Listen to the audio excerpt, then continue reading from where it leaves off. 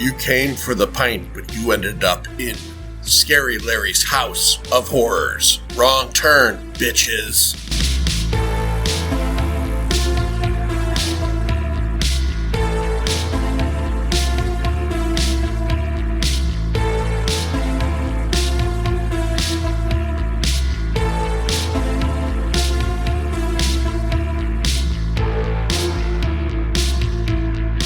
The film which we are about to discuss is an account of the tragedy which befell a group of 5 youths, in particular, Sally Hardesty and her invalid brother Franklin. It is all the more tragic in that they were young, but had they lived very, very long lives, they could not have expected, nor would they have wished to see as much mad and macabre as they were to see that day.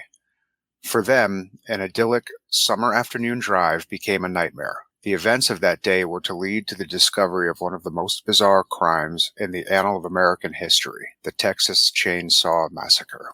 Welcome to Scary Larry's House of Horrors Halloween Special, Halloween Edition 2024. My name is John. My name is Lloyd. And I'm Scary Larry. And we are here to talk about the movie that Larry just gave off the beginning crawl to. That's right, from 1974. It is the 50th anniversary of the Texas Chainsaw Massacre. I'm 50, just like the Texas Chainsaw Massacre. But I was actually born before the Texas Chainsaw Massacre because I'm a December baby, so I was 73. Oh, that's right. Yeah. Larry, your crunching is way loud. Is it bad? One. It's bad. You know, it's these fucking shredded wheats, though, man. They're so tasty. Just give us about an hour and you can finish the box. They take a long time to melt in your mouth, though. Yeah. Who doesn't love a dry shredded wheat? Like a handful of dry shredded wheat. I would say cereal. most people. I would say if we were, I would agree with Manster. And I would say if we were an ASMR podcast, people would be jerking off to that right now. But yeah, it's a bit crispy. Larry's eating a late dinner and he chose the crunchiest thing possible. And he's eating shredded wheat dry, the Aldi version of blueberry shredded wheat with tea. Like he is gonna when you see Larry's wife Jen and she regales you with stories of Larry shitting the bed at 2 a.m, this is the reason why. When Larry wakes up in a steaming pile of his own fucking wet feces. Yeah, it's a good call. That might happen. Valid. It's not invalid, it's valid. The Connecticut bedtime massacre that Jen lives every night. The Connecticut sheet massacre. The Connecticut colon massacre. Yeah, the Derby colon massacre. It was particularly awful for Jennifer Dwyer and her kids, Jalen and Owen. What started out as an idyllic nighttime sleep turned into a poo-filled nightmare. All right, no more shredded wheat. I'm sorry, everybody listening, for the crunching. That's okay. It's Halloween. You know, we're here to have fun. But yeah, 50th anniversary. I'm the only one here that's not 50, so I'm getting there though. Next year is the big one for me. But first thing on the docket, is the title of this movie The Texas Chainsaw Massacre, or is it, as I see everywhere, Chainsaw? It's 2 words. It is 2 words. It is 2 words in this, but chainsaw is certainly 1 word. Yeah. So, well, we got a 1 word on my shirt.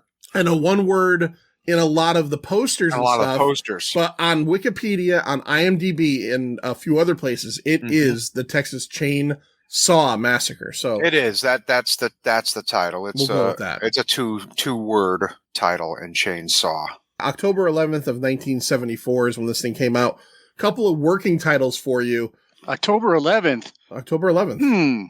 Something else is October 11th, is it not? What's October 11th?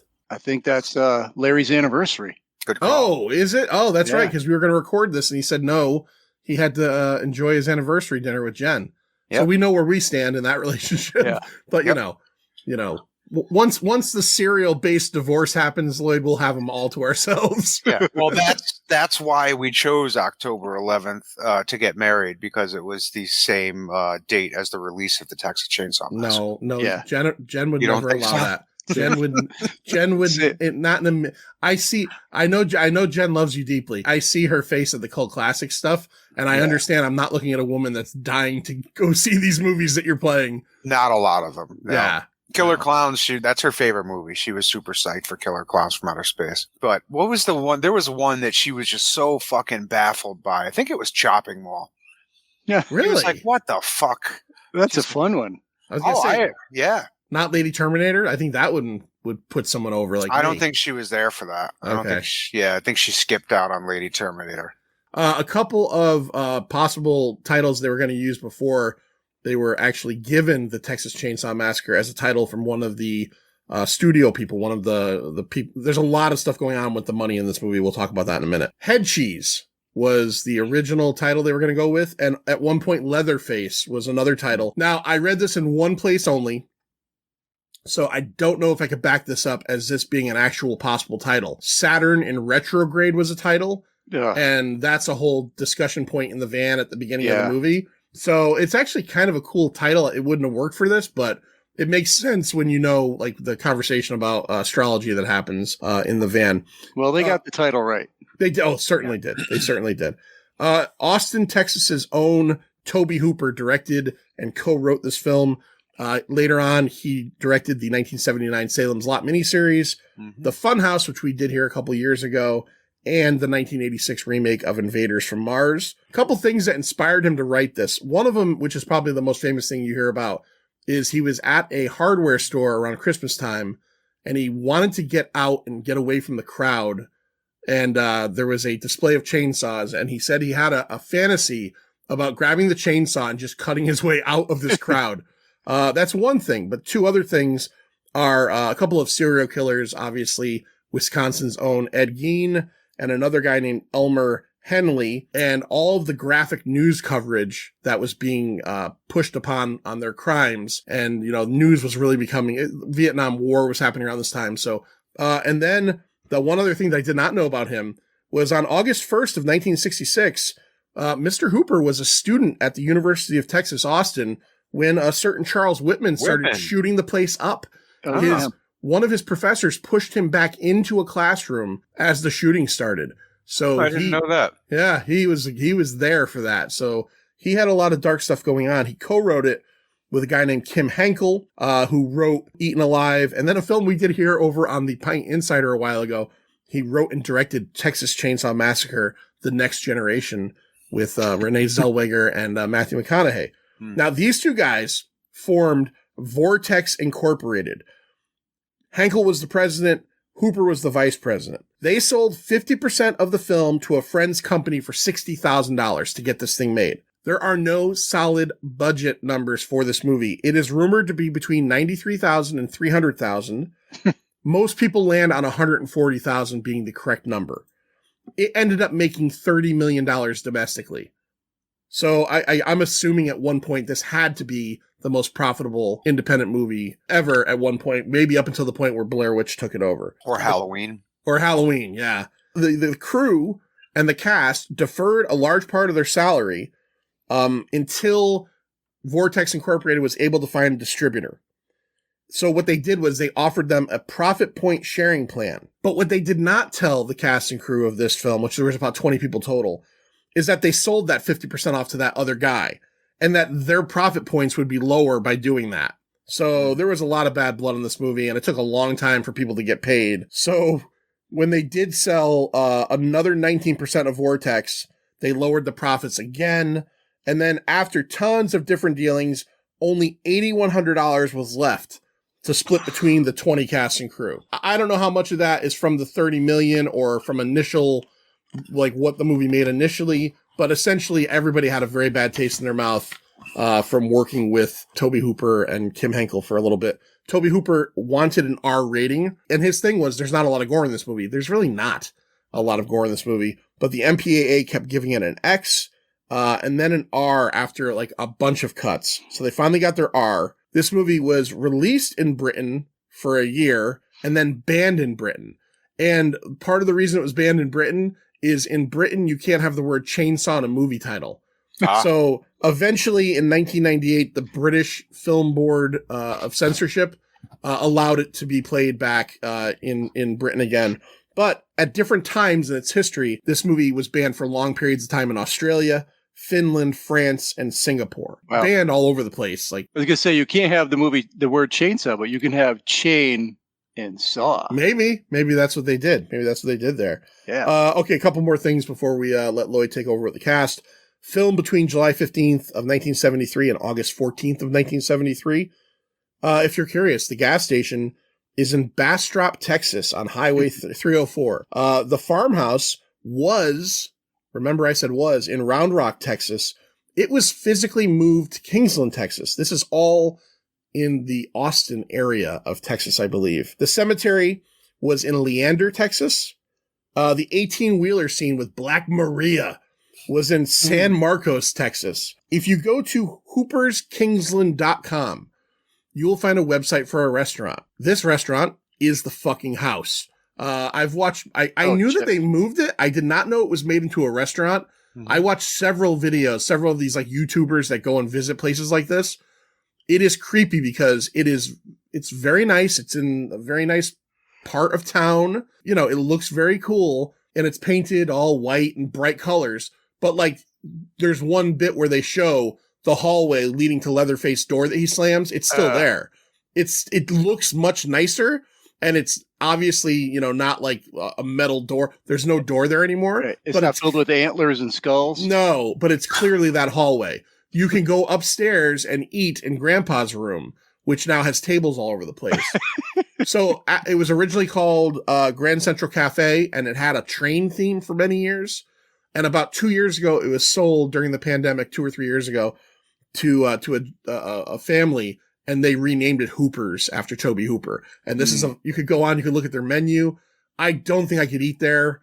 I felt queasy. Like, I don't know if I'd want to eat in that building. And I know that what happened in that building wasn't real, but it's just creepy as fuck. So I don't know. Larry, are you like, you're in Texas. You go and eat at the Chainsaw House? 100%. I knew you would. Absolutely. Yeah. And I'll go get barbecue at the gas station too. Yeah. Because it's a barbecue place now. So. Is that what it was? I couldn't find anything on the gas station other than just where it was. Yep. Wait, can I get a side of bloody fingers, please? Yeah. Can Grandpa suck on my finger? I just want to suck on him a little. Can he? That scene fucks me up. It is. Yeah, we'll get to that. Manster, why don't we talk about the cast? Shabuya roll call. So we have Marilyn Burns as Sally Hardesty. Basically, she's a scream queen, right? And one of the very first Final Girls, which was also Olivia Hussey in Black Christmas, which was also that same year, the same time, I even believe. Guess the first Final Girl, officially, because that movie came out first. But she had a cameo in The Return of the Texas Chainsaw Massacre, and then a supporting role in Texas Chainsaw 3D. She was inducted to the Horror Hall of Fame in 2009. And she also appeared in Robert Altman movie, Brewster McCloud. Ever see that one? No, me neither. No one saw that. She was in the Helter Skelter TV movie, which I did see as a kid. Man, that fucked me up. Oh, I saw that. Yeah. Yep. Yeah. And Eaten Alive, which I believe you mentioned, right? Kim, write that? Terrible. Yeah, Kim Hanks. Fucking great movie. So terrible. good. Terrible. So good. So good. Love Eaten Alive. We're going to have a rumble here. Terrible in Spanish. All right. Rubber or Eaten Alive? Eaten Alive all day long. All right. Good. I see where we're standing here. She did get bloody in her scene, so that the blood in her scenes were, much of it was her own blood running through the brambles, and she had 2-inch brambles. Brambles. I like that. Yeah, I just thought of that right on the fly. 2-inch thorns that are like embedded in her hair and shit. So she even jumped out the window and sprained her left ankle, so that limp was real. Yeah, she's a champ. Yeah, she was through the ringer in that. Then we have Alan Danziger as Jerry Danziger. Jerry! Yeah, oh my God. Jerry! Hey, if you're like suspicious that your friends might be hurt or something, you're going to look for them and you're in the dark woods. Are you fucking screaming their name? Why are you only screaming Jerry? Nobody cared about the other ones. Did you notice that? All they screamed for was Jerry. Yeah, Jerry! You're right. It was just Jerry. Jerry! Oh, like, what about fucking Kirk? Damn, like nothing. Just Jerry. You know what? It's easier to shout out a 2-syllable name. That's I don't my think that's answer. true. I don't think that's true. All right. So he was clubbed by Leatherface. It was his second film role. And then following this movie, he retired for 48 years from Well, I mean, acting. you get hit in the head with a hammer that fucking hard. Yeah, it probably took like 40 years just to recover from that. I would think. You would think. Yep. Yeah, but then he came back in the 2022 horror comedy Cannibal Comedian.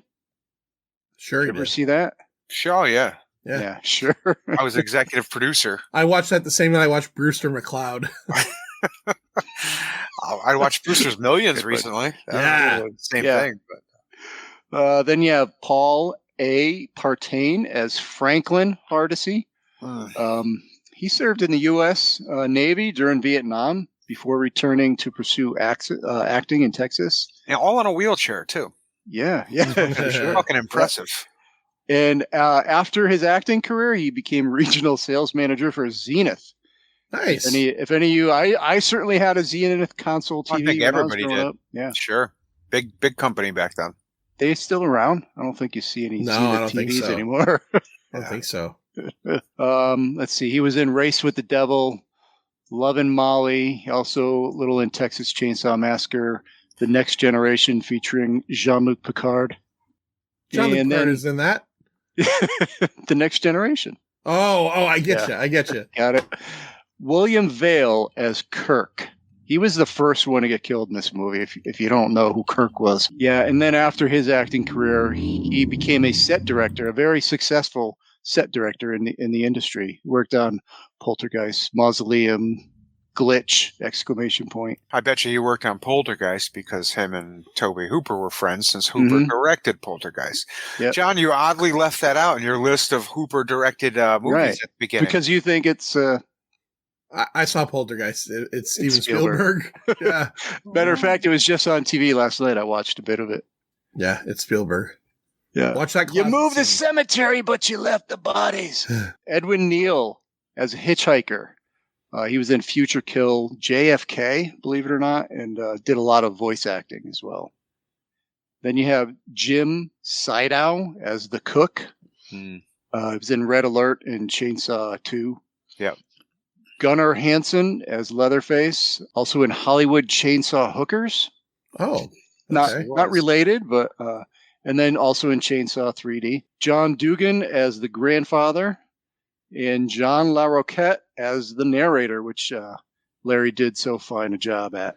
Yeah, apparently John LaRoquette was a bartender in Denver, and Tobe Hooper knew him somehow and liked his voice, and I guess he claims he was paid with a joint. Like, yeah, I heard that too. Paid him with a joint. Yeah. All right. Before we get into the movie, Larry, parents take you to see this in the drive-in when you were 3. Like, at what point were you scarred by this fucking movie? No, this was later. I didn't see Texas Chainsaw Massacre until later. I believe it was maybe not till the mid 80s. It was a VHS. Yeah, this is one. I mean, think about it. 74. I was. This came out, I was less than a year old, so I would have missed it at the drive-in. And it certainly wasn't playing at the movie theater. So, yeah, this was a later one for me. This was a VHS. Probably, I'd have to figure I was probably around 10 years old the first time I saw it. But it's certainly one that stuck with me. It's still... somebody just asked me the other day, like, it was one of the older guys at the Strand, like, what do I think is the scariest movie of all time? I said it's a toss-up between this and The Exorcist for me. Like, Texas Chainsaw, it's still, I rewatched it, and I thought to myself, I'm like, do I really have to rewatch this to do this fucking episode? But I was like, I should, just because, every time you watch it, you catch something new, I think. So I rewatched it, and I'm still like, fuck, this is still really scary. Like, it's still... I don't know, scary anymore, but visceral, off-putting. Sure. Yeah. Unsettling. Uncomfortable. Yeah. Yeah. Still to this day. So yeah, it was a later one for me, whereas like when we talk about like Halloween, Friday the 13th, I saw those when I was like 5-6 years old. But yeah, this was probably like 10, 11 years old. All right, Manster, we start off in Texas and at a graveyard. And there's a news report going on. Kind of fill us in as to what they're talking about and what we see in the very beginning. They're talking just about bodies being exhumed and limbs and stuff being missing. And we see, you're not quite sure. I mean, we see a lot of images of hands and different things, but you eventually see two bodies together, right? Is it a male and female? I don't know what they are. It looks I like don't know what they are, but up on top of like a headstone or something. Yeah, really, really good like gore effects too, because it's like not a skeleton, but not like fully. Right. It's like They're so wet. It's wet. They're very wet. Very slick, very wet, very muscularly wet. You're right, 100%. Very, it's macabre, but it's very artistic. Yeah, it looks like it smells so fucking bad. Yeah, this movie does a really good job of conveying a lot of kind of tactile things. Very sensory, yeah. Very sensory. Like you could tell how hot it is. It was 110 degrees when they filmed most days. The Gunnar Hansen, they dyed his shirt a particular color. It's almost like a yellowish color. Mm-hmm. And because they only dyed one, he had to wear it for the whole shoot. And they said, and this is a 330-pound dude. They said people wouldn't eat lunch with him because they couldn't wash it. Because if they washed it, they'd screw up the dye job, and then anything that was on it would come off. So this dude was eating lunch in a corner because he smelled so fucking bad. Yeah. And they said the same thing with Sally. Her clothes had to remain. They didn't have the budget to have a bunch of different outfits and have a coordinator. So she had to make sure if it got dirty this way in one day, it was dirty the next day, which meant you had to just wear it again. They said the clothes were crunchy. You're going to put them on. They're just and the heat, and you're sweating all day long. I can already smell it right now. Yeah, me too. So we find out that there's been some grave robbings going on, and then we are introduced to 5 younger people. You'd say kids, but fucking Jerry's 80 years old at least. Jerry's a full grown adult man. Jerry! I read somewhere 5 teenagers. You can't say his name without yelling it. Jerry! Jerry! What did you read, Manster? I read somewhere, in a little description, 5 teenagers. I'm like, I don't know. I didn't get teenagers, maybe early 20s. Franklin's not a teenager. He's 31. Yeah. So these people are driving across Texas, and I kind of told Larry, I never really fully understood what they were doing on this trip. Now, in the 2003 Jessica Biel remake, they're going to a concert. They make it very clear they're driving to a concert. Was it Skinner or something? Yeah, Skinner. Yeah. They do not mention what they're doing here, at least that clearly. But what they are there to check out the grave robbings because their grandfather was in that graveyard, and also to check out his property. Mm-hmm. That's really all we know. As we're introduced to them, there's 3 guys. And then 2 girls, and one of the guys, Franklin Hardesty, is in a wheelchair. We start off with him having to take a piss, and taking a piss on a fucking hill. Who puts a fucking person in a wheelchair on a hill to take a piss? Somebody with a great sense of humor. Yeah. So Franklin, the other thing was he pissed into a coffee can. A coffee can. He could have done that in the van. Yeah. Well, he could have just pissed right off. Why wasn't he just pissing? Yeah, right. Right off the side. Yeah. Yeah, I think they were trying to give the girl, one girl's a sister, the other girl is just some hot chick, but I think they were just trying to give some distance, because I thought the same thing. Yeah. He goes out to this little area, he's pissing, and as he's pissing, an 18-wheeler blows by and just drives by, but it causes so much destruction. Right. Kirk freaks out, and then fucking the wheelchair just goes right off the hill. Oh. And Franklin and his fucking, we don't see it, but his dick just start flapping around, rolling down the hill. Flapping around. He's throwing a Folgers can full of piss all over himself. And, but he's got a good attitude, because this happens every other week to him, apparently. They just pick him up, dust him off, rub a little bit of the piss off his pants and get him back into the van. It must not have been easy to roll him back up that hill, though. No. I'm glad we didn't have to see that. Yeah. Glad we didn't see that. Yeah. And there's no AC in that van. No. You got 5 people plus a hitchhiker. It's 110 degrees. Oh my God. No. AC in a van in the 70s. It didn't even exist back then. Yeah. Yeah. No, they were more likely to put a fucking twin bed in a van in the 70s than AC. Right. You had a nice 8-track player. Yeah. You don't have to be cool, but you got to fuck, right? So nice shag carpet. Oh yeah. Yeah. They toss him back in the van, and they're driving down the road, and they're having discussions about, kind of astrology and stuff like that. Yeah, they And then smell a slaughterhouse. And then and then Franklin gets all excited because he's like, "Oh, that's where Grandpa used to. Me and Sally's grandpa used to kill all the." He is way into the slaughtering of beef. Oh, dude, when he goes through the fucking tool that they use now, yeah, it's like, oh, they used to use a sledgehammer, but now they got this gun that shoots it. Yeah, and he has to do it like 100. Everybody's like, "Shut the fuck up!" Yeah, like that. This is pretty much where you like start to hate Franklin. Yeah, I believe. I like at first he rolls down the hill, you feel bad for him a little bit. Oh, guy's covered in his own piss. That sucks. But then you hear him talk just a little bit more, and all he's doing is whining. We get it, it's hot. You don't have to whine to everybody in the fucking van. Everybody knows it's hot. They're all hot too. And then he just starts with the fucking weird ass description and making that stupid note. God, I'm getting mad right now. Right. Yeah. Right now, I'm getting mad at Franklin. He didn't have to wear all denim either. He's got a denim shirt. He's in the Canadian. He's got tuxedo. a denim T-shirt on. Yeah, he's super denim. So they're driving down the road, and then of course it's 1973. So fucking hitchhiker, right? By the way, last week I was driving down the road here, Route 5 in Wallingford, Connecticut. And a guy was hitchhiking. I haven't seen a hitchhiker in fucking years. It's rare. It's rare. He's hitchhiking on Route 5. I'm like, what? Jesus Christ. But anyways. What did he say when you picked him up? Like, he didn't say much because my dick was right in his mouth. Yeah. he said thank you, but it sounded like this. Yeah.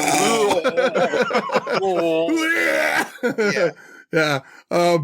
So they pick up this hitchhiker. And he was making that Franklin noise, but it was your dick going into his mouth. So they see a hitchhiker because it's 1973 and they pick him up. This first of all, doesn't matter what year it is, you don't pick this dude up.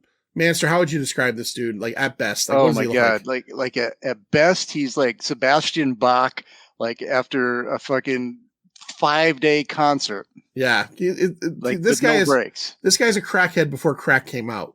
Right? Yeah. Like there was before crack. They pick him up. Blood all the way down the side of his face. Well, that was a birthmark, wasn't it? Was that a birthmark? Is that what it is? Yeah. I thought it was just blood from some random thing. This is the character who Leatherface is wearing in part 2, correct? Like a puppet. Isn't this supposed to be the character? Huh. Because isn't he twin brothers with Chop Top? Isn't that like how they made it out? So like in the beginning when Leatherface is like on the car in part 2 and he's got like that body, I think that's supposed to be this dude. Oh, okay. I don't remember, but sounds right. Yeah. I have to rewatch. Yeah. So they pick him up and he's just trouble right off the bat, right? Larry, describe his behavior. Oh God, fucking berserk. Like, so what's the first thing they start talking about? I think he asks about the slaughterhouse, right? And he starts telling him that his brother used to work there and he used to work there and he's got pictures of slaughtered animals, right? There's your fucking, that's the time to stop the van. Like when he pulls out like the photo album of the dead animals that he's killed. I was the killer. I was the killer. Like, no, all right. Now it's already time to stop the fucking van and be like, hey, you're going to have to go. So he's talking about the slaughterhouse. Then he starts talking about head cheese. My brother makes it real good. Gross. Yeah, I'm sure he does. I'm sure he fucking does. Franklin loves it. Franklin is a head cheese eating fucking maniac. Yeah. Franklin, he's like, that stuff's pretty good. No, it's not, Franklin. No, it's not. He tells him the pure way to kill him is with a sledgehammer. He's like, Dad, that new way is no good. The old way with sledge. They die better that way. What does that mean? They die better. He also for a second becomes like the face of the American working man because he's like, that new gun that takes away jobs. I'm like, right. This is America, goddammit. I'm still stuck on they die better that way. What does that mean? Yeah. What does that make? Does that mean it's slower? Like, because I would think he wants them to die slower so he can watch them suffer. Just better. They taste better when they're sledged like that. Yeah. I don't know. And then he does he take? Yeah, Franklin's got a knife. Right. So he takes Franklin's knife and then just cuts a fucking gash into his own hand, and everybody's freaking out. And then he's like, he feels bad for a second, but then he takes Franklin's picture. And here's my question. So he takes the picture, right? Picture develops. They're still fucking babbling. Everybody, this guy's bleeding all over himself. He doesn't give a shit, but everybody's terrified. They still haven't fucking stopped the van to let him out. Guy develops the picture. It's a Polaroid, so he's got to shake it. And then he asks for $2. Yeah. Here's a question. Do you think if they paid him his $2, this all would have ended right there? I don't know. I didn't think about that, but I did wonder in this scene when he does what he does with the picture. Is he doing voodoo or something? What is he doing? I don't know, but who carries around gunpowder? Just like loose gunpowder And aluminum foil. and it was old ass aluminum foil that had been used over and over, but like already had it was like pre-wrinkled. Like how when it you was try all to crinkled up, unroll, yeah. But I was just like, I always wondered, like, he wanted $2 for that picture. If motherfuckers in the van had coughed up 50 cents each and given this dude $2 and dropped him off at his house, maybe that was the end. That could have been it. Yeah, maybe they fucking, I don't know. I just always kind of wondered, like, give the guys $2.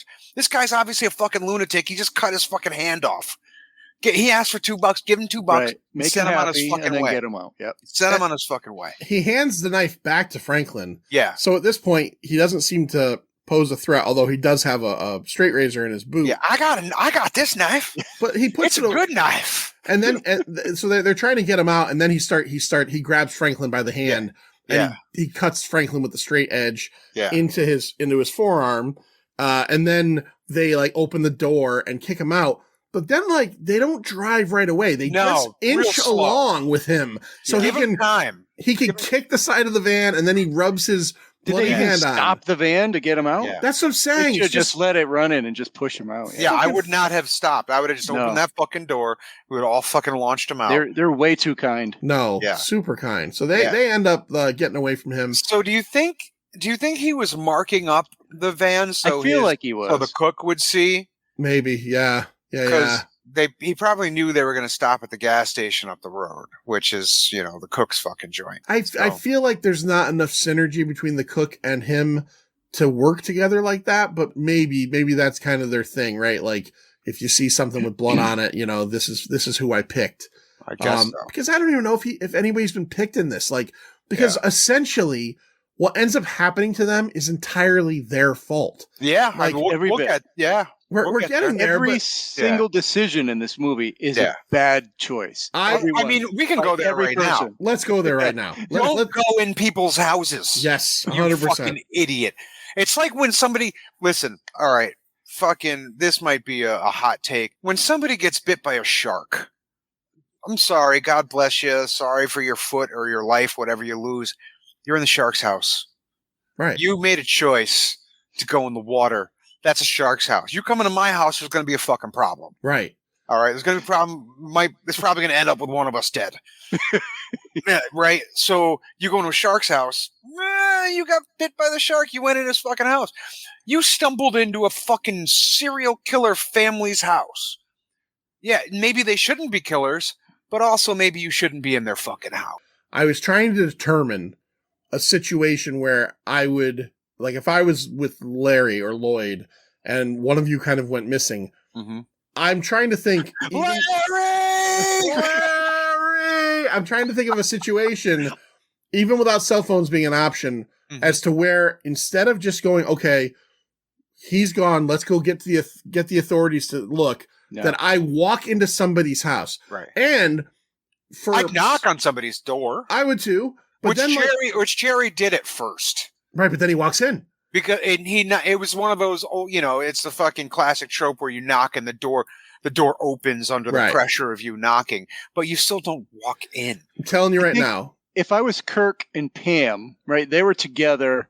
If I was Kirk, I never would have went in the house. But if I was Pam and Kirk hasn't come out, I might go in there to see what's going on. If you were Kirk and you walk into that house and you see that red wall with all those animal skulls on it, oh god, you don't go further. I know why Jerry went in, or was it the girl? Pam went in because she saw Kirk go in, like Lloyd said. Right, that's a different story. If me and you were together, you go into the fucking house and then you don't come back out, I'm gonna be like, all right, this is gonna suck. I'm probably gonna die, but I gotta go in after you. Right, exactly.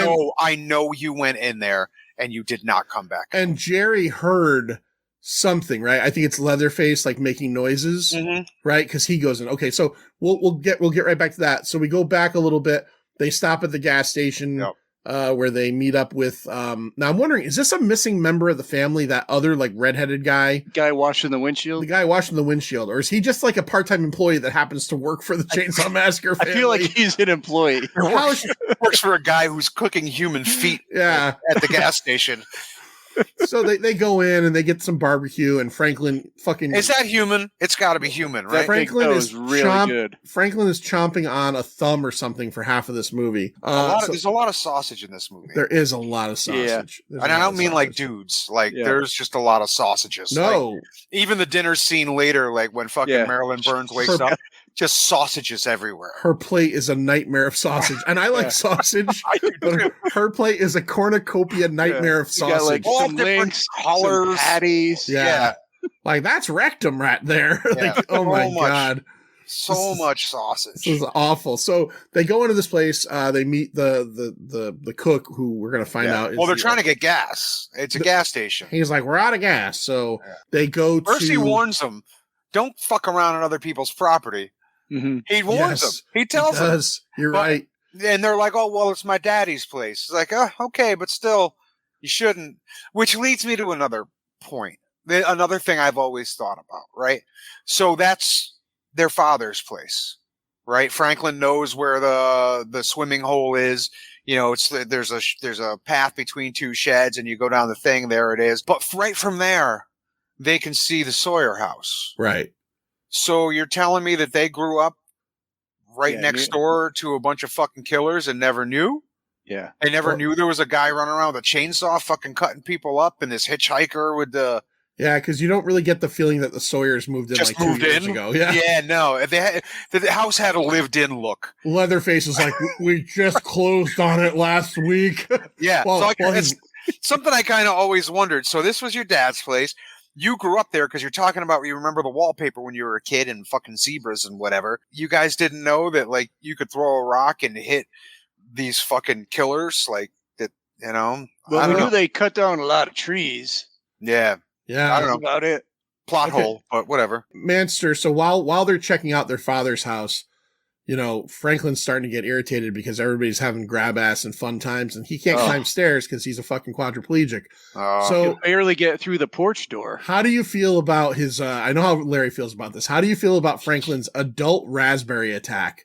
Oh, oh my God! Enough already with that. I mean, it just shows, just like you said, with his in the van.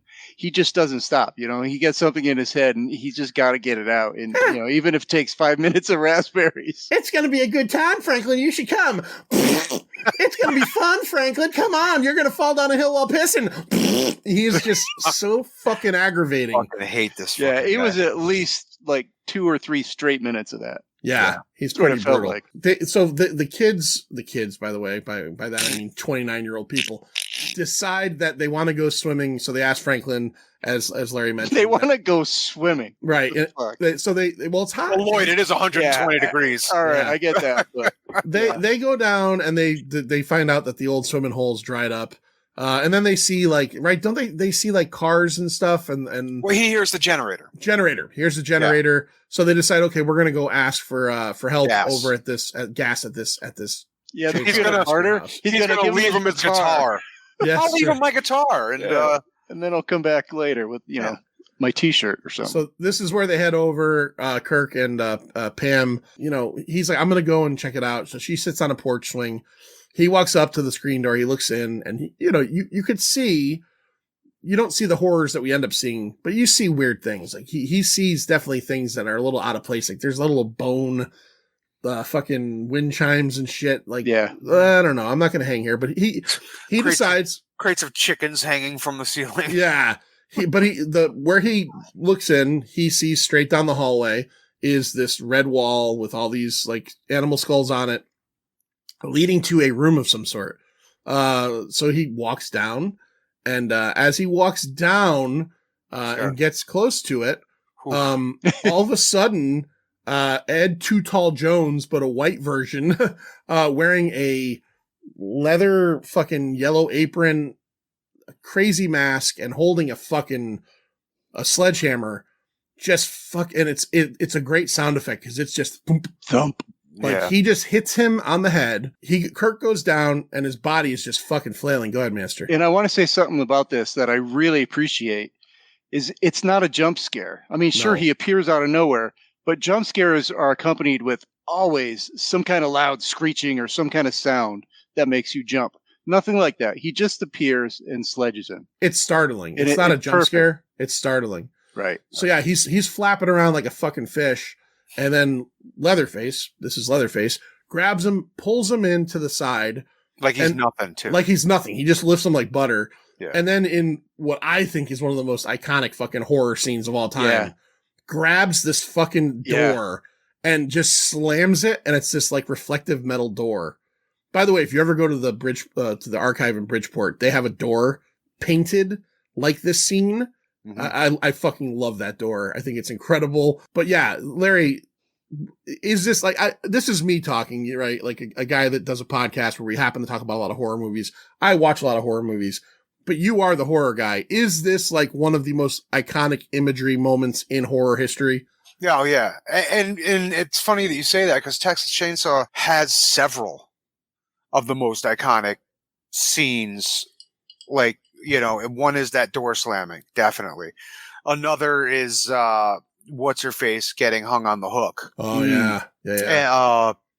But actually even before that, and probably more iconic, is her trying to get out of the house and him like bear hugging her from behind. God. Yep. Yeah. Like that image is just burned into people's head forever. So, that's, so memorable. So, they stick with you. And that door slamming is one of them. Screaming eye shots. Oh, yeah. Oh, the green eye shots of her at the end.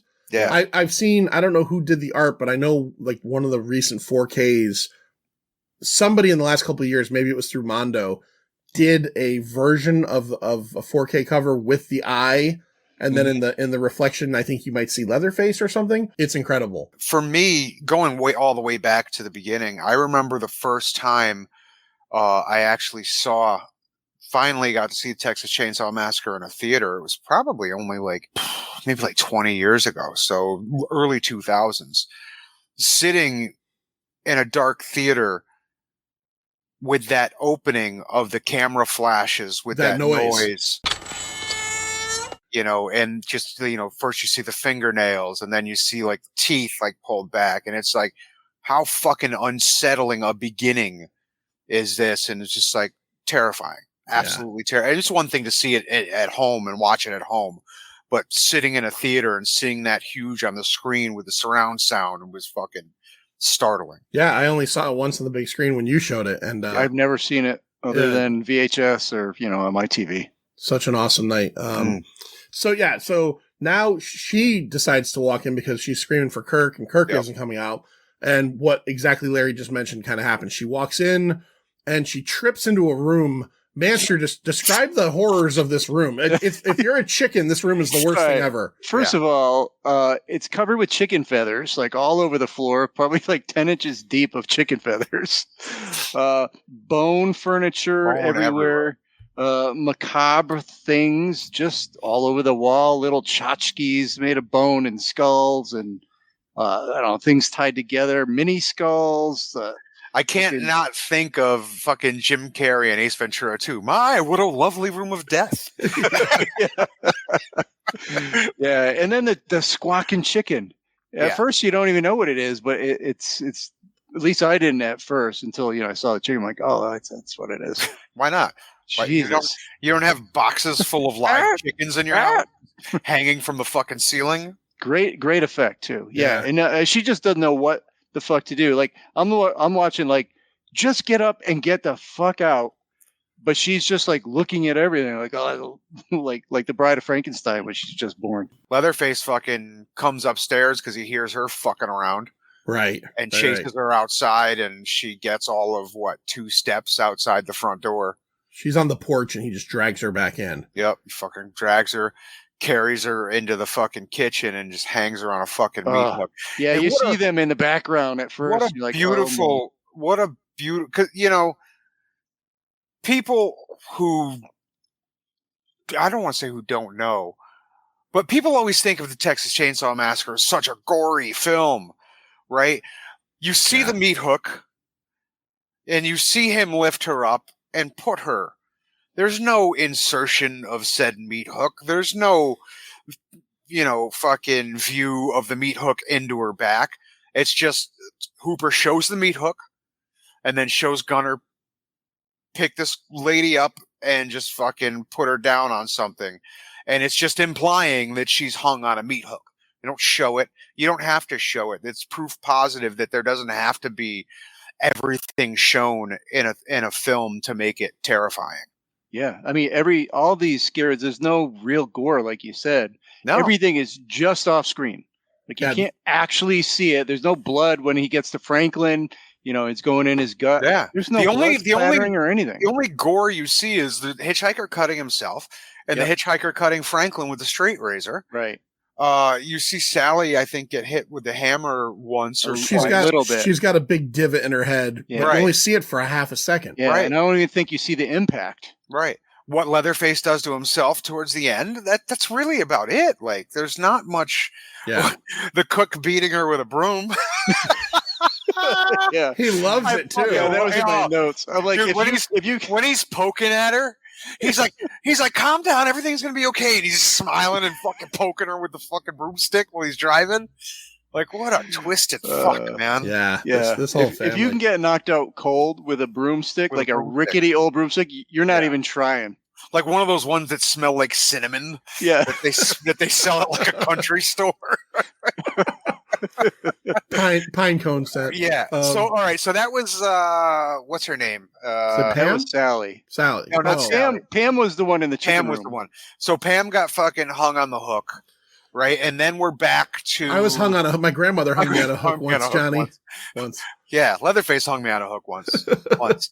So then we're back to Sally and Franklin at the house, wondering where it's nighttime now, and they're wondering where the fuck everybody is. Right? Yeah. It cuts to nighttime. Well, Jerry goes. Jerry goes. To He fucking goes inside. S. He finds Right. her in the freezer. Yep. And then as he's about to do whatever he's about to do, Leatherface goes all fucking hammerhead on him again and boom, knocks him out too. Oh, Yeah. I got a question about this scene. Yeah. Go ahead. So Leatherhead comes out, one shot to Leatherhead. the head. Leatherhead. I love Leatherhead. What did I say? Leatherhead? Leatherface comes out. Pinface from Hellraiser is one of my favorites too. Michael Wait a minute, no, Miners. Pinhead from Beetlejuice. Yeah. So he knocks out Jerry at one shot. Yeah. And then I was a little confused because he's like looking around, like almost like to me, I thought, like, where'd he go? Like, where is he? And then he runs down the hallway and he's looking out the window and he's looking around. He's a slow adult. Right. No, And I get it now. But at first time I was just a little confused and then I figured it out. He's abused by his family. He's used as the muscle. Like, that scene's actually really great after he kills Jerry when he sits down and he's got his head in his hands. Yep. Yeah. Like, for a half a second, you're like, oh shit, I feel bad for this dude because he's mentally challenged. Yeah. And he's not running around outside trying to kill people. People are stumbling into his house, right? And he's just like, "What the fuck?" Like he's Right. not. You can almost tell he's almost a sympathetic character in a way. You're like, "Fuck this guy." All right, that's a crazy thing to say that Leatherface is a sympathetic character, but he is a slow adult. He's definitely mentally stunted. People are fucking going into his house, and he doesn't know why. And that's what that whole scene is. Like, he fucking hits the third fucking guy now. Mm-hmm. And he's like, what the fuck is going on? Like, he's freaking out. But then he sits down. There's like kind of a little smile too. And when he starts licking his teeth. fucking teeth. And yeah, he's definitely, I get what you're saying. There is a minor sympathetic aspect to him because he is. I read that Toby Hooper wrote gibberish dialogue for him. And there's that one scene, I think it's after he captures Sally, where he's talking to the cook and he's like just making noises. Yeah. And that's because that's what they gave him to. They essentially said the family understands him because they live with him, but he is not communicating to an extent that anybody would get. Right. So now all three of them are down. We go back. It's nighttime. Sally and Franklin are freaking out. Nobody's coming back. They want to leave, and then they realize the keys No, are Franklin gone. wants to leave, but Sally Yeah, won't yeah. fucking have it. Right, Sally's like, I'm not leaving Jerry. And he's like, fucking get in the goddamn car right. and fucking drive my fucking crippled ass out of here. The keys are gone. Yeah. So now they decide they have to go and they have to find the key. So Manster, And we got walk us, 15 minutes of Jerry. walk us through the walk to the Yeah. house, Manster. So first they have a fight, and finally Sally just gives in because she wants to carry the flashlight, but he doesn't want to give it up. She can't push him. He's too unwieldy. Anyway, they end up going together, and just going through these woods, down a hill, through the woods to grandmother's house. They go, Yep. yelling out constantly yelling. I'm like, oh, just shut up. And they make it almost to the house, but Leatherface just shows up in the woods right in front of them. Yeah, Franklin keeps hearing something. He's like, I hear something, Yeah. Sally.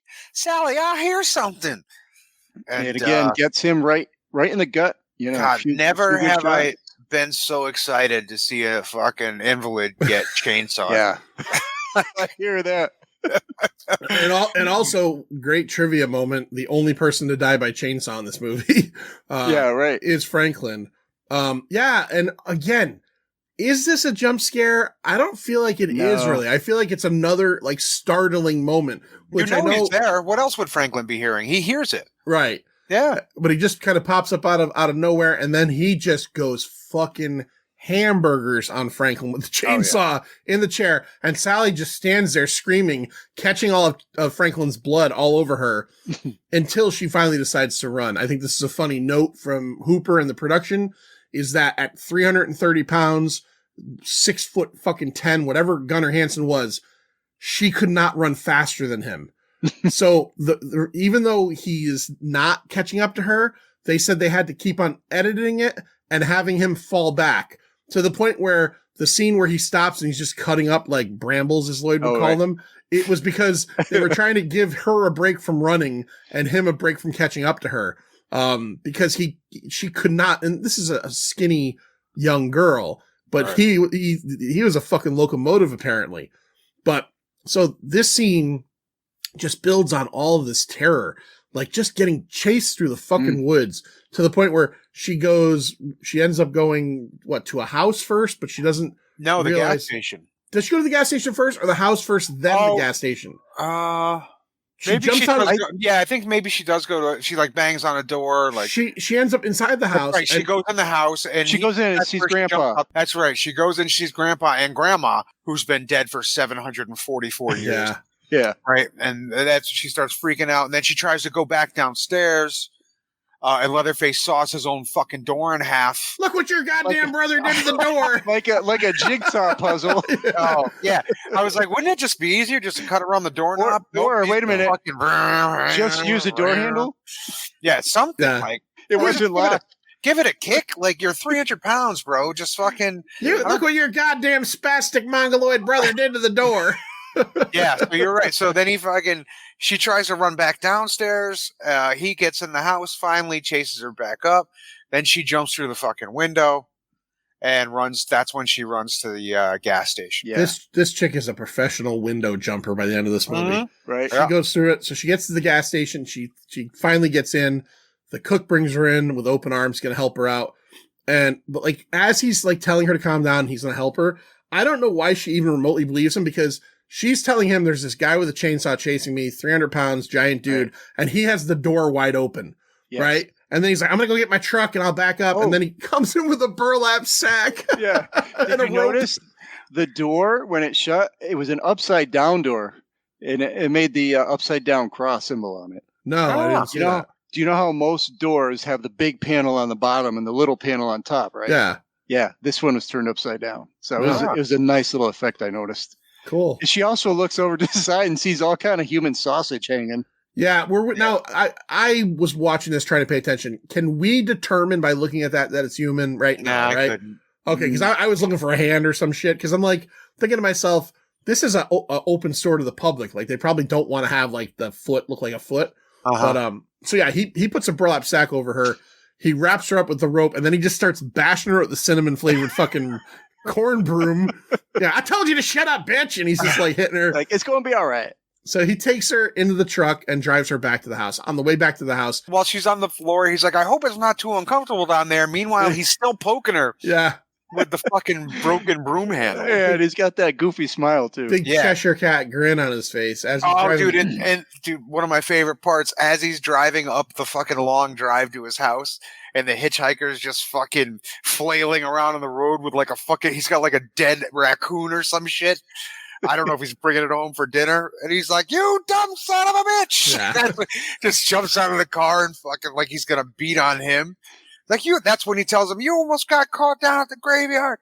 I told you not to go back to that graveyard. Yeah. Like, they didn't see nothing. Like, holy shit, this family's all fucked up. Yeah. Now they bring her back in and it's dinner time. Now, something we haven't talked about on this episode is something I have heard mentioned about this movie is like the kind of like the progressiveness of Leatherface as like a trans like villain, right? Because like we see him in 3 different iterations in this movie. Yeah. The first one is that fucked up like male looking mask. Yep. This scene where they bring her home and get dinner ready, he's dressed up like a grandmother. Yeah, he's like the homemaker. He's like a homemaker. He's even got like a wooden spoon. Right, he's got it. Yeah, he's like he's getting things ready. Got the gray hair, like fucking. Yeah, and then at dinner. He's more like he's in a suit, but he's got a pretty lady. That's my favorite. Yeah. I think that's the one you went for. That's the one I did. Yeah. Now, most people do the first one. Most people do the yellow apron. Yeah. Leatherface. I like the blue suit and pretty lady mask. That's Well, that's the dancing version, right? That's the yeah. So they have their dinner, right? They tell her, let's get together, let's have dinner. We find out in this scene that the cook doesn't do any of the killing. He doesn't have a stomach for it. I can't take no pleasure in killing. But Leatherface and the hitchhiker have no problem with again, Leatherface just kind of being a blunt instrument. The hitchhiker's definitely a psychopath. Yeah. So they're all sitting at this table with sausages. Everybody's got sausages, and she is just like fuck this scene. The whole last 20 minutes of this movie, but this scene in particular is exhausting to watch. If I knew Marilyn Burns, and she told me that like I was wrecked at the end of every day, I would get it. Because this scene could not have been easy in 110-degree heat. Right. Like, obviously, the guy who played the grandpa was a young man. John Dugan, yeah. John Dugan in this makeup and this heavy makeup and suit. And he was so fucking dehydrated and uncomfortable that he told Toby Hooper, you've got me for one day. And that's it. They had to film all the grandpa stuff in one day, which they did not plan on doing because he was like, if that you can't do that, then get someone else. I can't do this. So Larry, kind of describe grandpa. Like, what's his deal? Still alive, right? Yeah. Well, see, it's brilliant. So when we see Sally first, like Lloyd brought up, when she gets into the fucking house and she goes upstairs and she sees a person. She's like, "Oh my God, help me! Thank you, help me!" And it turns out to be Grandpa. And then you see Grandma. You're like, "Holy shit! They're both fucking corpses. There's 2 corpses." So then she, cook brings her back to the fucking house, and they bring Grandpa downstairs. And you're like, "Why the fuck are they bringing this corpse downstairs?" But then they cut her finger, put it in Grandpa's mouth. And all of a sudden, he's like a fucking little baby. He's like sucking on it, like his hands and feet are like going, and you're like, "Holy fuck!" And she just looks at it in horror. Yeah, she can't even do anything other than that. Well, I mean, picture it, Lloyd. She thought he was dead. Yeah, he looks like a fucking corpse. And now, like I said, like his hands and feet are like going and fucking sucking on her blood finger. I'm like, "Holy fuck!" So then, after that. They're talking about the cook is just like fucking kill her and get it over with. Like, this is ridiculous. Why are you playing with your food, basically? Yeah. Just fucking kill her. This is where the hitchhiker's like, you ain't do nothing around here. Oh, me and Leatherface do all the killing. You don't do nothing. And he's like, just fucking kill her and get it over with. And somebody has it's the hitchhiker. He's like, you always say Grandpa's the best. Let's let Grandpa do it. And they're like, oh yeah.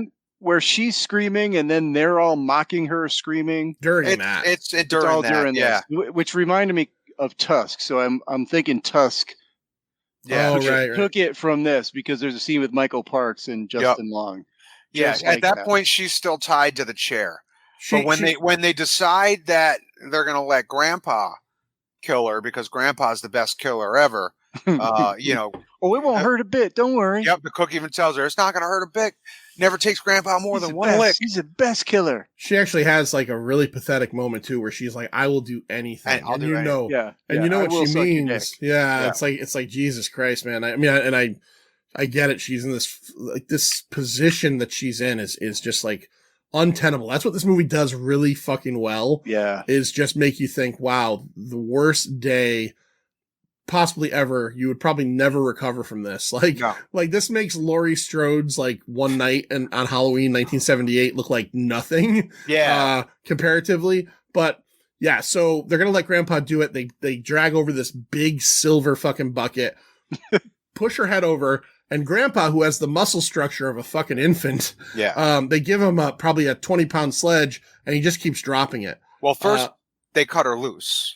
Right. They cut her loose. They cut her out. They cut her loose from the chair first. Yeah. And so then Grandpa starts taking swings. Apparently at one point he actually did hit her in the head. And it's a real hammer. It's a real hammer. Yeah. So she got knocked a little stupid on that one.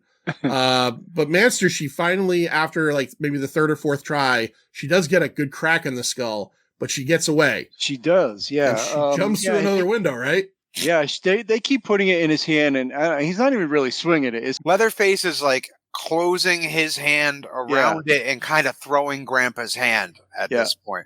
Yeah, because Grandpa's got, and the hitchhiker's getting angry. The hitchhiker's like, "Just give me the hammer, I'll do it. Just give me the hammer. That's enough. Give me the hammer, I'll do it." And it's at that point where like the hitchhiker tries to fight to get the hammer, and that's where she sees she gets her moment and runs through another window. Yep.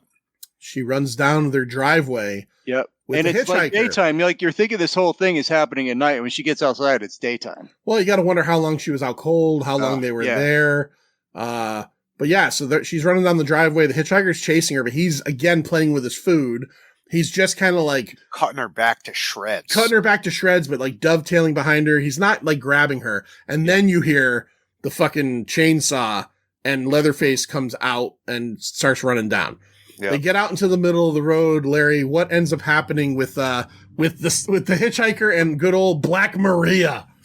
Yeah, so the hitchhiker's clawing at her back in the middle of the road with his fucking straight razor, and big old Black Maria, giant 18-wheeler, comes barreling down the highway outside their driveway, and Sally gets out of the way, and fucking hitchhiker just, when I say he gets run over, he doesn't like get hit and knocked aside. Like he gets run over by all of the wheels on the left-hand side of that fucking vehicle. Legs spread open, all run over wheels. Down the center. Yeah, all 9 wheels just over this fucking guy. Fucking just completely take him out. Ain't over yet though. Black Maria pulls over, the driver gets out, and she's trying to get in, and then Leatherface is coming around the side of the tractor trailer. Black Maria gets her into the truck, but Leatherface is out there chainsawing. He's basically drawing on the door with his chainsaw. Yeah, he's doodling. I'm just like, why don't you drive away right now, Mr. Truck Driver? Yeah, instead of driving away, he does I sometimes in horror movies try to think of how people just react out of fear. Yeah. And I think, so he runs out the passenger side with her. Leatherface comes around, but he picks up a monkey wrench and fucking Randy Johnson's this monkey wrench right in the fucking Leatherface's kisser. Yes, right? It does. Fucking 90-mile-an-hour hot monkey wrench right into the big old mongoloid's face. Yep.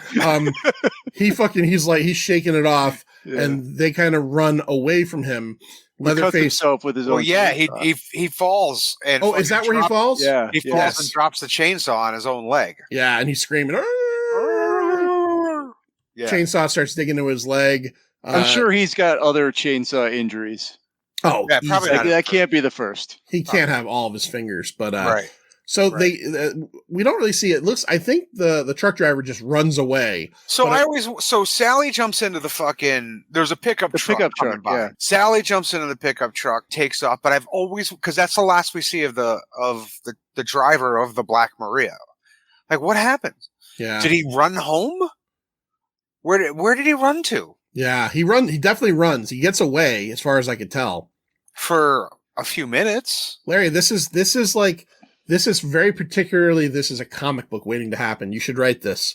Like what happened to the Black Maria guy? The story of how he gets to help or gets caught. Yeah, it gets by one of these, freakazoids. So yeah. So this is a very famous scene where she is just fucking full bore lunatic screaming at the top of her lungs. This does not seem like acting in any way, shape, or form. Yep.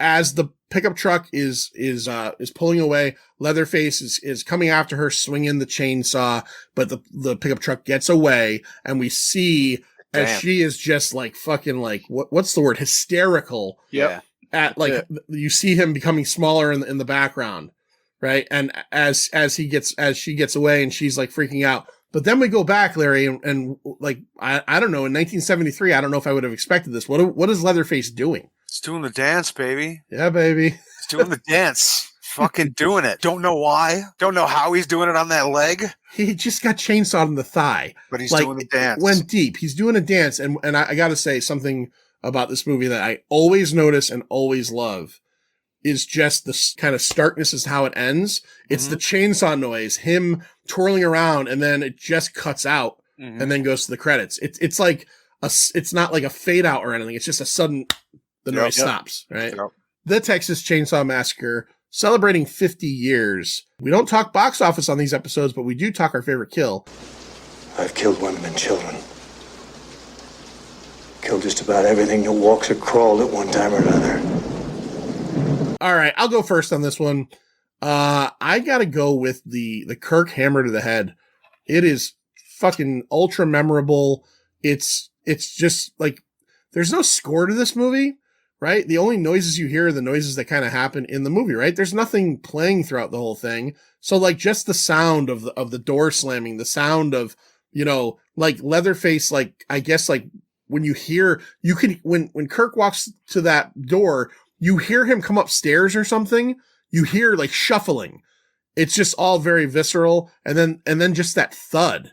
And then Kirk fucking shaking like as he's dying or dead.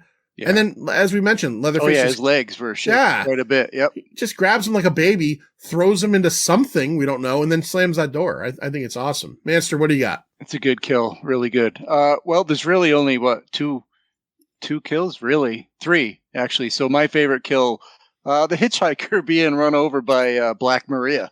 Yeah. That is fucking awesome. You see every bump, every tire go over him, and his body just fucking splits and splatters everywhere. It looks good. Like whatever they did, whatever that effect is, like dummy or bags filled with whatever, it doesn't look like sometimes when they use stuff like that in movies, you're like, oh God, that's so obviously a dummy. Yeah. It's for 1973. I'm like, shit, that's good. It doesn't look like pulling mom through the window door at the end of Nightmare on Elm Street. Nightmare. Fucking Mannequin. Mannequin. I just watched that again the other day. I was like, Jesus Christ, look at that. Yeah, it's pretty gets me every time. How did they let that get by? How did they not say, can we got to reshoot that scene, please? Wes, baby, let's do this. Yeah. All right, Larry, what do you got? Oh, it's Franklin, man. Yeah. It's fucking Franklin. And I know it's mainly off camera. I don't care. I was so ready. I was so ready for him to go. I was hoping the hitchhiker would kill him in the van.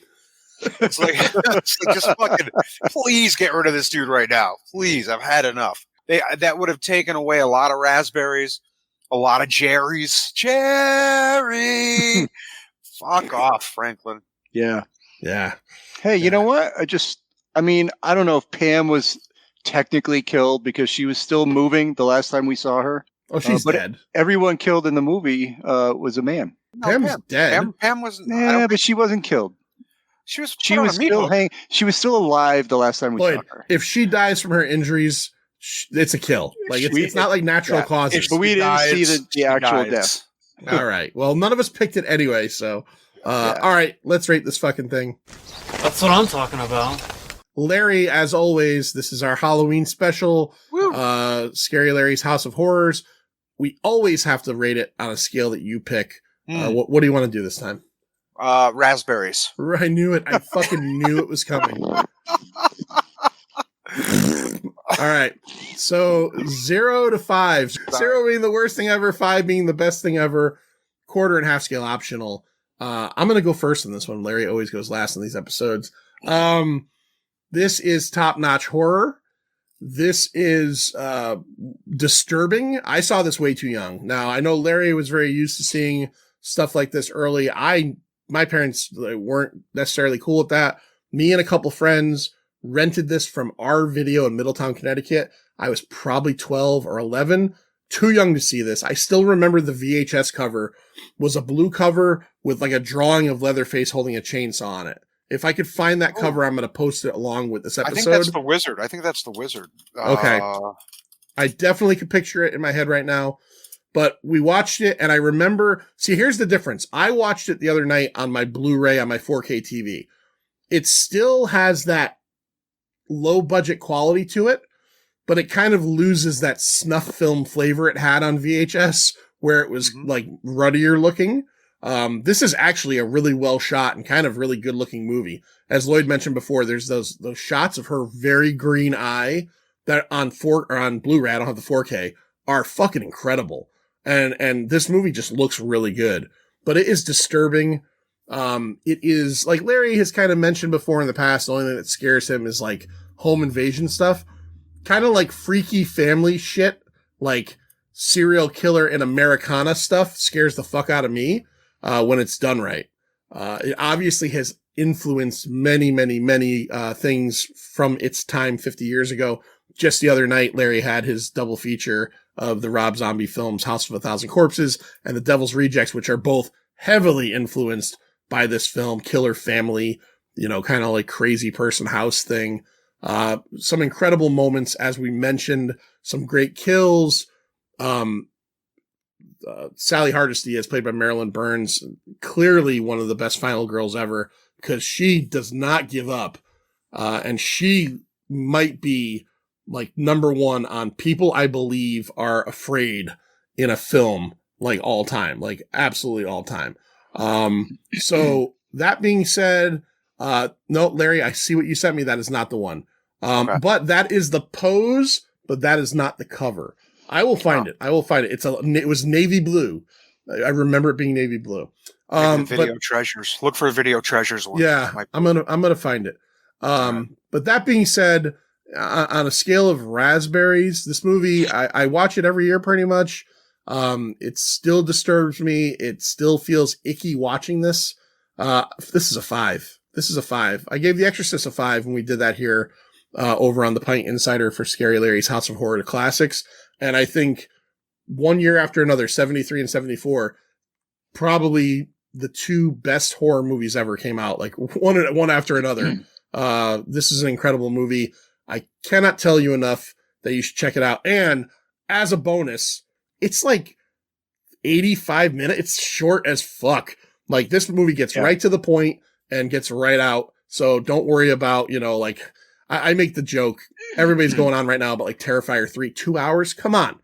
I don't need a slasher movie to be 2 hours and 30 minutes or 2 hours and 5 minutes. You get me 85 minutes of fucking pure terror. I'm taking it. So 5 from me. Manster, what do you got? Yeah. So this, I would consider it a masterpiece, of horror, especially early horror. It did what you could do back then.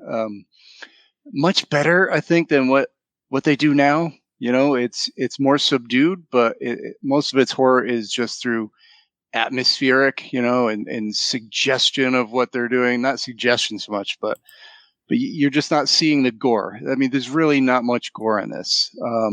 It burrows under your skin. It's like thing of nightmares. It's graphic. It basically transcends a typical flasher. So what I say, flasher. Slasher. I was going to say flasher slick, slasher flick.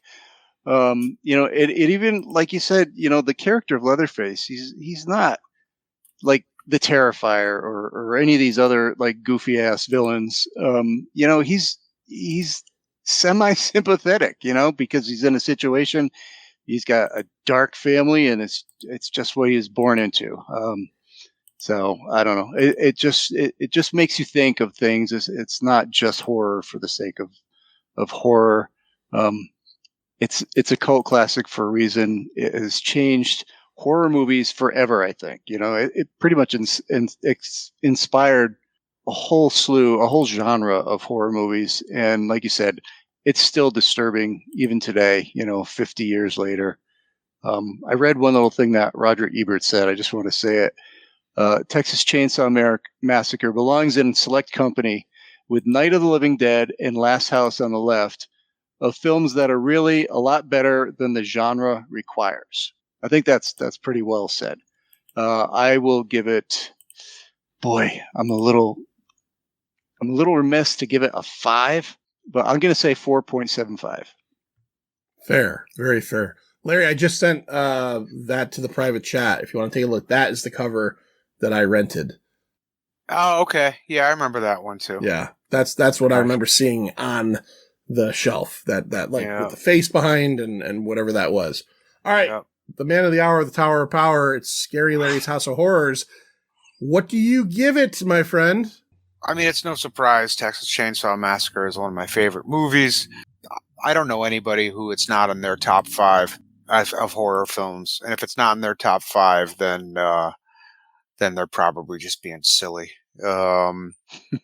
Everything that you guys said is completely true. It's one of the most unsettling, unnerving. It almost feels like you're watching a snuff film. It just feels too real when you watch it. And like I said, watching it in a theater makes it even worse somehow. It's Sally Hardesty, Marilyn Burns, fantastic. But she probably got paid her $200 and good for her. Maybe they let her keep her crunchy wardrobe when she was done. Quentin Tarantino actually called this one of the very few perfect movies ever made. And I don't disagree with him. This is a 5 in every sense of the word. Even though, is it a minor plot hole that apparently they lived next door to them while they were kids and had no idea?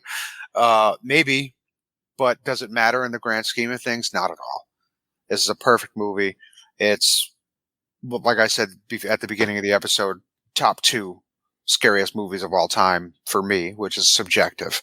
But whenever anybody tells me that they have a friend or, I get a lot of friends now at work whose kids are like teenagers and they're like, hey, my daughter's getting into horror. What movie should they watch? This is always one of the first ones I suggest. First, I ask how old, and then I say, yeah, all right, Texas Chainsaw Massacre. They need to see this if they're going to start getting into horror movies. It's a 5. Lloyd's out of his fucking mind with his 4.75. Well, remember, our good buddy Stu gave it a 2, Larry, so. Yeah, it was too loud for Stu. He didn't. Isn't that what he said? It was too loud. I think so. So. Stu, we love you. Even with your suspect taste at times, but. Yeah. I will say, if I went first, it definitely would have been a 5. I know. That's why I went first. I wanted to give you a chance to ease yourself back. I wanted to back off and not feel like I was like a follower. Yeah. Oh, Lloyd. Yeah. It's okay. All right. So that is it for All Horror October. We're done. We gave you a lot of episodes this month, all horror. We had a lot of fun. No Pint November next month. So we are not recording, doing anything at this point. We have one episode to record for the Patreon folk. Remember, if you're a Pint Insider, go to Patreon/The Pint. There will be 2 episodes in November. We are going to be talking about Stephen King's Stand By Me. And then on a complete shift, we'll be doing a Jean-Claude Van Damme episode talking about 1995's Sudden Death. That's right. Die Hard during the Stanley Cup. But otherwise, we won't be back until December, taking a nice month break. So thank you all for listening. Thank you all for enjoying our horror content all month long. And the Manster will tell you where to find us if you want to dig back into some old episodes or do other things. Actually, you know what, Manster? I'm going to change that. People know where to find us. Yeah. Let's remind them of On the QT. Let's remind them that we had a whole nother show about 4 years ago or 3 years ago. Yeah, we sure did. We had a show called On the QT with the Forgotten Cinema family. Yeah. Forgotten Entertainment. Forgotten Entertainment, yeah. That's the real name. We had 10 episodes, one for each Quentin Tarantino movie, if you count Kill Bill as 2. And yeah, that was a lot of fun. I think you'll have a lot of fun. If you like Tarantino movies, go ahead and listen to that. I know I got a lot of friends from work to listen to that, and they loved it. So you're going to love it too. Larry very luckily got to draw his favorite film from the Tarantino oeuvre, which was Death Proof. But yeah, we went through all of them, and at this point right now, there hasn't been another one. So, but that is still a viable show. It's still out there. And sometimes I think we forget about it. It was only 10 episodes. It wasn't a part of the Pint proper, but it's still out there. You can go to any of your podcatchers generally and look up On the QT. And if you're a newer Pint listener, or if you're an older listener that didn't know about it, there you go. There's what you could do in November when we're fucking off and not recording episodes. You can go through. That's right. Yeah, you can go through from Reservoir Dogs to Once Upon a Time in Hollywood. It was a lot of fun. And how about if we get some downloads, let's get some stickers or something out there. Yeah, absolutely. On the QT stickers or magnets, whatever. Absolutely. Let's look into that. All right. So until next time, we'll see you in December. See ya. See ya. Wow, that was quick. I like that he's still recording, though. Oh, that's funny. I think he hit the wrong button. Yeah, he logged out of the show, but he's still recording. I wonder if he's going to come back. No, there we go. Let's just do a whole other episode. Look, here. Let's talk about. Look at this mouse. Look at this mouse. Oh, Yeah. Do you see those two buttons on the top on the side? Yeah. Well, I hit one of them by mistake, and it fucking knocked me out at the very end. What, John? Right, I know, but I don't ever use those buttons. Look at mine. All right. I think I got 4 buttons here. Yeah, so my big fat fucking hand. I'm leaving all this in. Yeah, you should. Now's the real time. Master, say the words. Yeah. My favorite words. See ya. Fucking mouse button. We are leaving!